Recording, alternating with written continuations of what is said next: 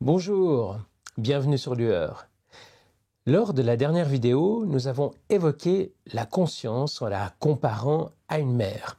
D'abord une mer calme, puis agitée d'un doux clapotis, ensuite de vaguelettes et enfin de vagues. La mer était une métaphore de la conscience étendue avec des profondeurs insondables et un horizon lointain. Sa surface dans le calme absolu était comparable à une sorte de méditation profonde. Mais quand des vagues viennent l'agiter, on peut dire que les vagues se dissocient de sa surface. Elles explorent l'environnement aérien, prennent de la hauteur et ramènent cette information à l'eau plus profonde. Dans cette métaphore, les vagues, à peine dissociées, c'est-à-dire les vaguelettes, seraient par exemple à l'échelle de la conscience universelle des êtres simples, unicellulaires, les premières formes de vie. Les vagues, à peine plus grandes, seraient donc plus dissociées et pourraient représenter les formes de vie plus développées, les plantes ou le règne fongique. Ensuite, les vagues hautes représenteraient les animaux. Enfin, les vagues les plus grandes nous représenteraient, nous, les humains.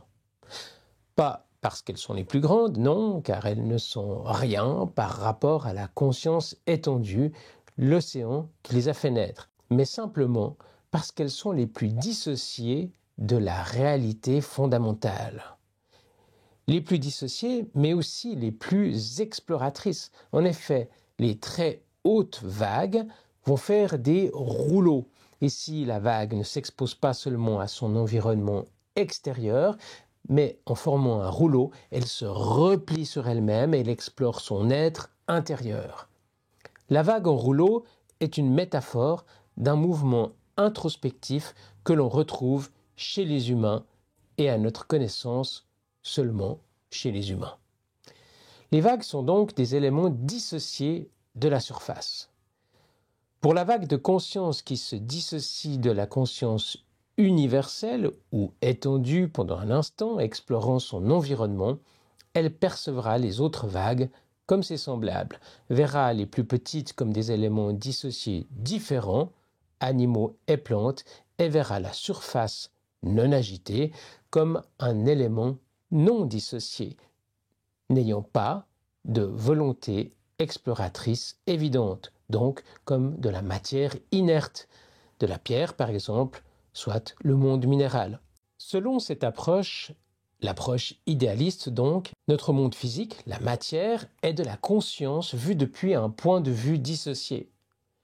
La matière est la conscience faisant l'expérience d'elle-même en état de dissociation.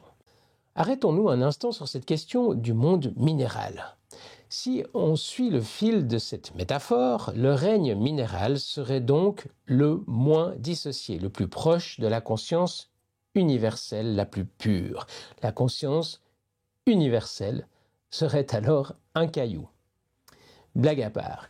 Eh bien, on ne croit peut-être pas si bien dire, dans bien des traditions, la pierre est vue comme la base de la manifestation divine ou comme la base de la religion. On se rappellera par exemple que Pierre est celui sur lequel le Christ veut bâtir son Église. Le personnage du Christ fait clairement un jeu de mots qui fonctionne en plusieurs langues. En nommant Simon du sobriquet Képha en araméen, Pétros en grec ou Pétrus en latin, qui tous trois signifient la pierre, il insiste sur l'idée de bâtir, mais aussi à 2 reprises sur l'idée du minéral. D'abord en nommant Simon Pierre, puis en disant qu'il allait bâtir son assemblée, son église, sur un rocher, ce rocher. Évidemment, je ne suis pas un exégète et je laisserai à d'autres plus instruits que moi sur la question entrer dans les profondeurs du texte. À ce propos, je ne peux que recommander la série de Jordan Peterson sur la Bible, qui est un vent d'air frais sur un sujet fort complexe. Vous trouverez un lien dans la description. Mais il y a aussi la pierre noire de la Mecque, qui elle aussi s'inscrit dans la tradition comme une relique fondatrice de la religion musulmane et qui remonterait à l'époque d'Adam et Ève, selon cette tradition. Enfin, j'aimerais citer un passage d'un livre que vous devez être certainement très nombreux à connaître, et pour ceux qui ne le connaissent pas, j'en fais ici une brève introduction. Ce livre, c'est Les dialogues avec l'ange, qui ont été transcrits par Gita Malache et ses amis entre 1943 et 1944. Transcrit, oui, car c'est une expérience qu'on qualifierait de channeling aujourd'hui, donc la possibilité d'entrer en contact avec des entités non incarnées. Bien entendu, on peut y croire ou non, juger cela du haut de notre ignorance, mais quelle qu'en soit l'origine, certains channeling valent qu'on s'y arrête pour leur qualité littéraire ou leur enseignement spirituel, quelle qu'en soit la source. Qu'importe si cet enseignement vient réellement d'une entité désincarnée ou non, ce qui compte, c'est si vous trouvez du sens à ces messages en les lisant. Au même titre que les querelles d'initiés peuvent être fatigantes au sujet de l'existence historique ou non du Christ, j'ai chaque fois envie de dire, mais qu'importe si le message vous touche et fait sens pour vous. Le message dépasse l'homme comme la formule dépasse le mathématicien. À ce propos, j'ai ma petite anecdote. Ma mère, qui était une fervente lectrice des dialogues avec l'ange, m'avait emmené de force à une conférence de Gita Malache qui avait retranscrit les dialogues. Alors, adolescent, j'y allais sans conviction, plus pour faire plaisir que par intérêt. Dans cette conférence, Gita Malache avait dit qu'on lui demandait souvent ce que le terme « ange » voulait dire. Elle avait alors expliqué que pour elle, le terme pouvait être remplacé par « inconscient » ou « subconscient » et que ça lui allait aussi très bien. J'avais du coup trouvé ça beaucoup plus acceptable, car il y avait soudainement sur ces textes une étiquette aux accents psychanalytiques, si on peut dire, rassurants. Du coup, je pouvais écouter ce qu'elle avait à dire sans devoir croire aux anges. Ce n'est qu'après, bien après, que j'ai réalisé que je m'étais fermé la possibilité d'ouvrir un flacon précieux, car la couleur de l'étiquette ne me plaisait pas. Ce qui est quand même assez étrange. Les textes sont si profonds et si riches qu'on peut être touché, que l'on veuille ou non croire aux anges. De plus, ce livre est un témoignage poignant sur les événements de la Seconde Guerre mondiale.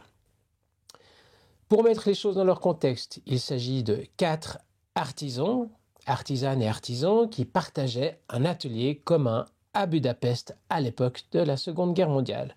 Sur les 4, seule Gita Malache est chrétienne. Ses colocataires sont tous juifs. Alors que la pression sur les juifs de la part des nazis se fait de plus en plus forte, une des colocataires et amie de Gita, Anna Dallos, dit recevoir des messages qui ne viennent pas d'elle, qui viennent d'ailleurs. Gita et Lily Strauss retranscriveront 88 messages que le groupe d'artisans recevra une fois par semaine jusqu'au moment où tous les amis de Gita Malache seront déportés et exterminés par les nazis. Gita, unique survivante, conservera les transcriptions et les publiera des années plus tard en français avant même de les publier en hongrois. Mais revenons au passage que je voulais vous citer et qui concerne plus directement notre sujet du jour, le monde minéral. Gita Malache ajoute dans une note de l'entretien 38 avec Lily, ouvrez les guillemets, « S'évader de l'esprit en méprisant la matière est aussi faux que de s'attacher à la matière en niant l'esprit. » Fin de citation.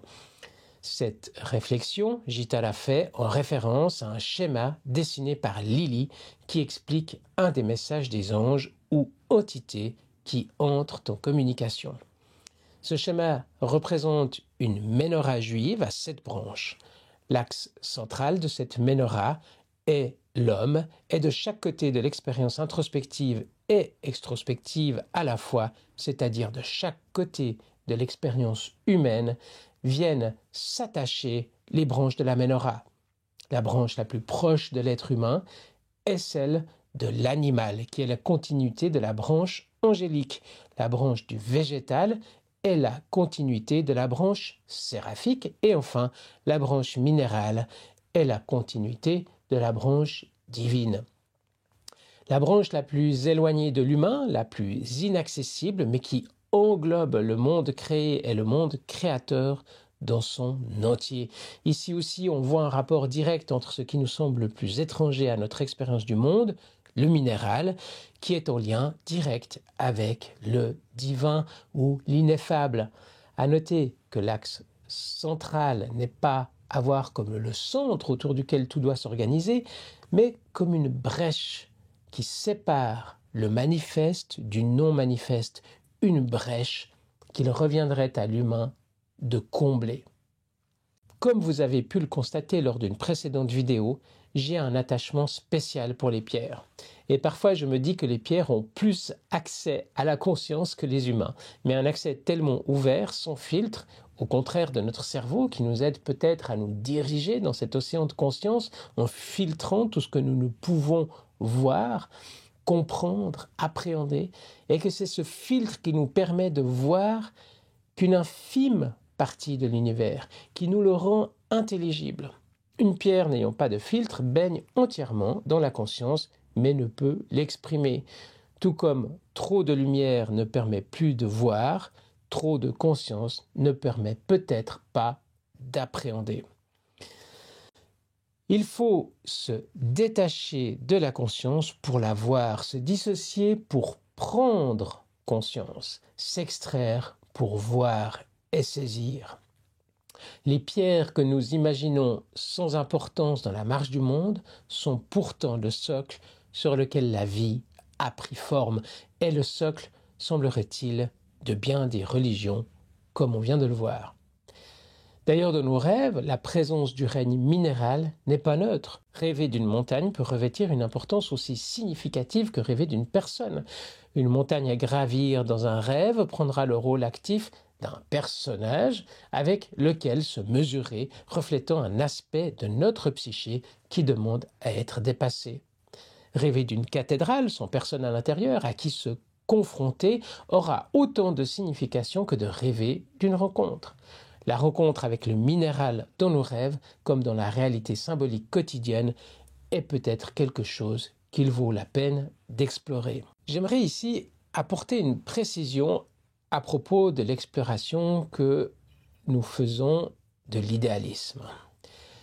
Une des réactions qui peut parfois survenir quand on est confronté à la possibilité d'un monde exclusivement mental pour la première fois est qu'il est possible qu'on interprète cette éventualité comme une invitation à une forme de renoncement. Comme si cette théorie nous disait « alors, si tout est mental, rien n'a plus d'importance ». Cette conclusion est évidemment erronée. Le fait que tout puisse être mental ne veut pas dire que, par exemple, la pollution, les guerres et les souffrances n'ont pas de réalité. Que le monde soit mental ne veut pas dire que le monde n'existe pas. Nos actes influencent notre environnement et nous sommes influencés par notre milieu, par les gens et les événements auxquels nous nous confrontons, qu'ils soient mentaux ou non. Nous participons dans nos actes à la santé mentale de l'univers dans lequel nous évoluons, à notre échelle, aussi petite soit-elle. Nous savons combien la santé mentale est importante quand il s'agit de notre mental. Nous sommes bien conscients du fait que nos pensées obsessionnelles, nos peurs et nos croyances peuvent nous mener à la folie, à la destruction des autres et de nous-mêmes. Nous savons que nous pouvons endoctriner, effrayer, soumettre et corrompre en ne touchant qu'au mental. Nous savons que nous pouvons pousser à la dépression et au suicide en atteignant le mental uniquement. Si nous reprenons l'exemple du dossier dans un coin d'ordinateur, le fait que celui-ci ne soit qu'une représentation d'un travail de 4 ans et non le travail lui-même ne veut certainement pas dire que l'on peut jeter ce dossier comme si cela n'allait pas porter à conséquence.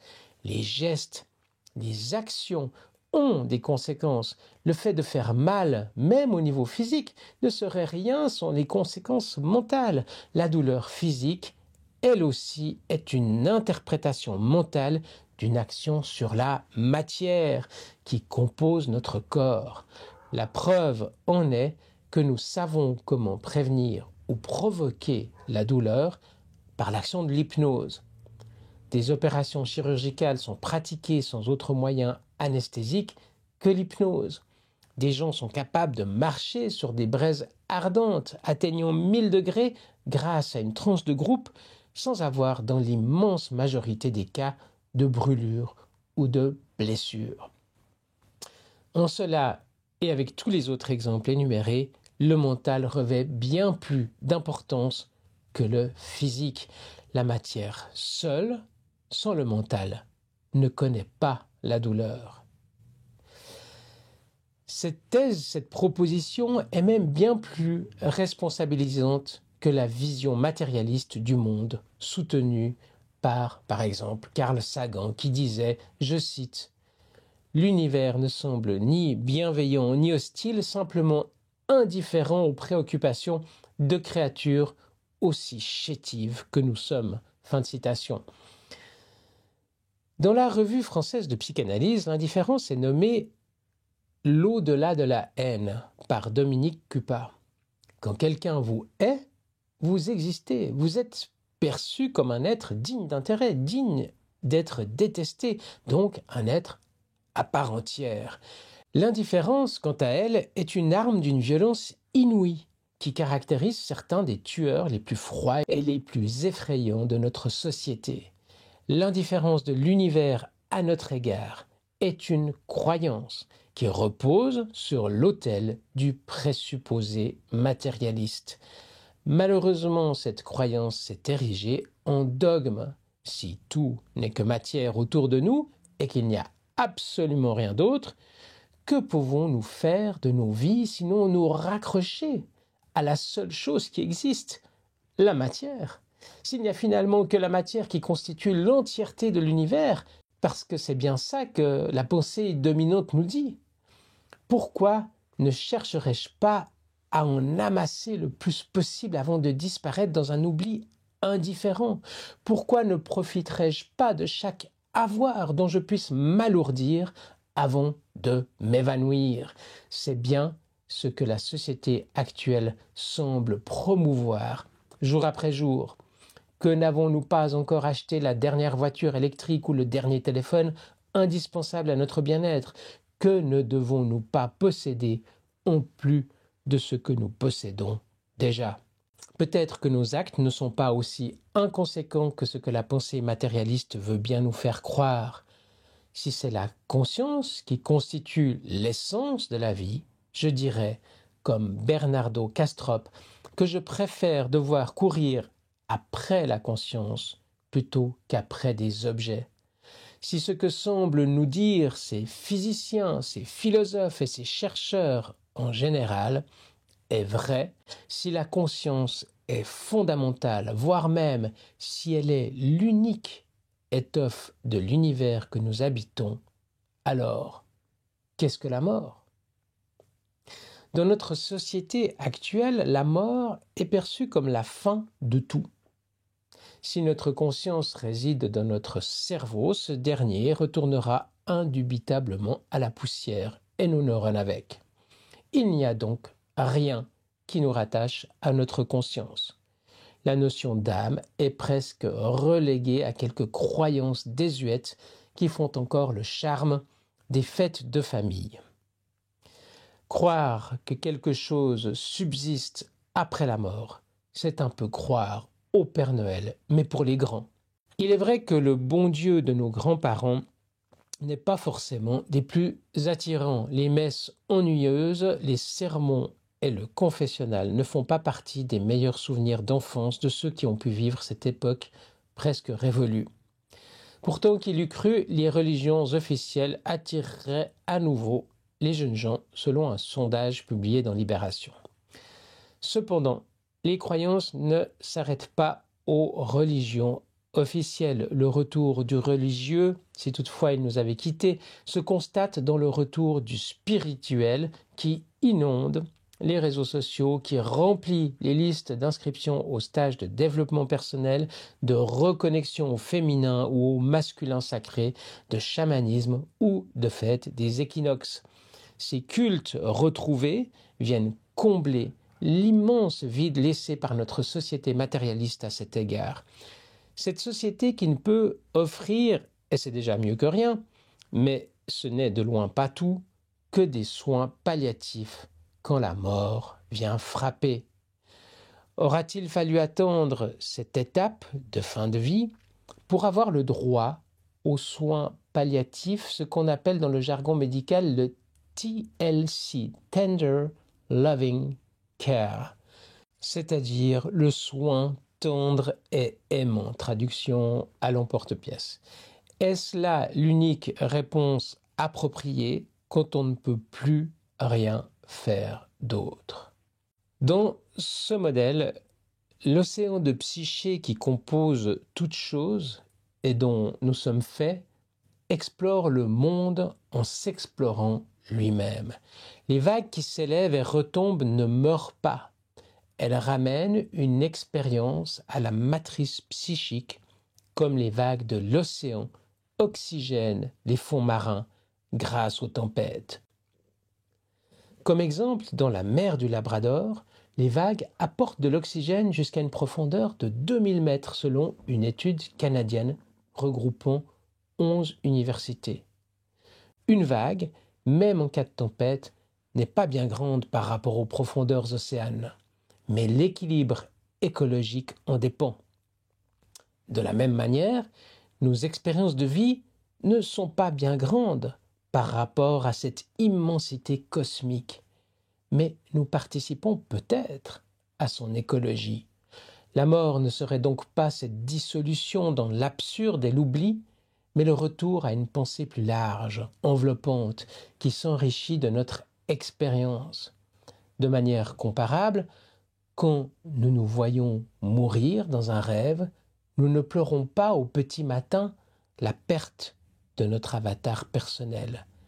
Nous savons qu'il n'est qu'une représentation de ce que nous sommes. Nous savons aussi que la représentation onirique de notre personne évoluera à nouveau dans les rêves de nos nuits à venir, qu'on le veuille ou non. Nous savons également qu'il peut nous apprendre énormément sur nous-mêmes et que ces expériences dans ce monde parallèle sont pleines d'enseignements pour nous dans notre monde. Voilà, merci de m'avoir écouté jusqu'ici. À la prochaine. Ciao.